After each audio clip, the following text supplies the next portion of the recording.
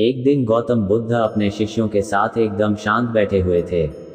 उन्हें इस प्रकार बैठे हुए देख शिष्य चिंतित हुए कि कहीं वह अस्वस्थ तो नहीं है। एक शिष्य ने उनसे पूछा कि आज वह मौन क्यों बैठे हैं, क्या शिष्यों से कोई गलती हो गई है।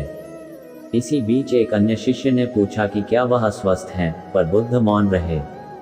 तभी कुछ दूर खड़ा व्यक्ति जोर से चिल्लाया, आज मुझे सभा में बैठने की अनुमति क्यों नहीं दी गई है। बुद्ध आंखें बंद करके ध्यान मग्न हो गए। वह व्यक्ति फिर से चिल्लाया, मुझे प्रवेश की अनुमति क्यों नहीं मिली। इसी बीच एक उदार शिष्य ने उसका पक्ष लेते हुए कहा कि उसे सभा में आने की अनुमति प्रदान की जाए। बुद्ध ने आंखें खोली और बोले, नहीं, वह अछूत है, उसे आज्ञा नहीं दी जा सकती।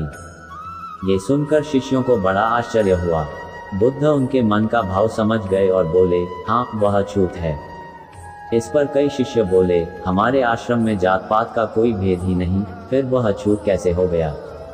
तब बुद्ध ने समझाया, आज वह क्रोधित होकर आया है। क्रोध से जीवन की एकाग्रता भंग होती है। क्रोधी व्यक्ति प्रायः मानसिक हिंसा कर बैठता है, इसलिए जब तक वह क्रोध में रहता है तब तक अछूत होता है। इसलिए उसे कुछ समय एकांत में खड़े रहना चाहिए। क्रोधित शिष्य भी बुद्ध की बातें सुन रहा था। पश्चाताप की अग्नि में तप कर वह समझ चुका था कि अहिंसा ही मनुष्य का महान कर्तव्य व परम धर्म है। वह बुद्ध के चरणों में गिर पड़ा और कभी क्रोध न करने का प्रण लिया।